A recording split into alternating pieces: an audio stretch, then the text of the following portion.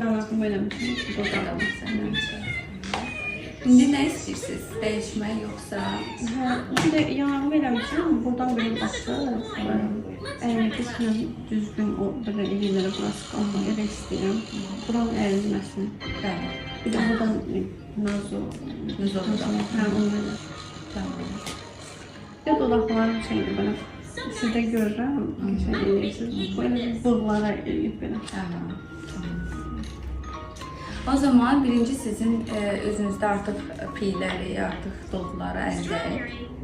Ondan sonra istədiyiniz həddə çatdıraq. Çünki üzünüzün pozisiyasında piy çoxdur. Piydir, dolgudur, düzgün oturmayan şeylər. Burada da burnuma, şey, sıxır burnuma. sıxır burnunuzu. Onlar hamısı oradan ləğv edəcəyik. Yenidən üzünüzü daha incə, daha zərif göstərəcəyik.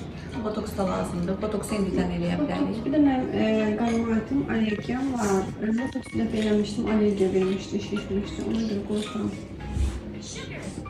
O qarmaritdən allergiya ola bilməz. Bilmiyorum, bir dəfə elədim. Necə Çox oldu? şişmişdi, qızarmışdı. Bütün belə buralarım şişmişdi, qorxdum. Ondan sonra. Bir dəfə eləmiş gəlməyin. Baxın, çox lazımdır botoks. Siz istəyirsiniz bir dəfə də yoxlayaq. Amma istəmirsinizsə edəməyək.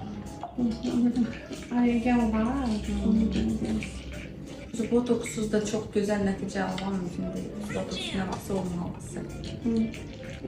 Apreldə toyumuz var. Apreldə, yəni o vaxtda olmalıdır. Aprelə qədər botoks.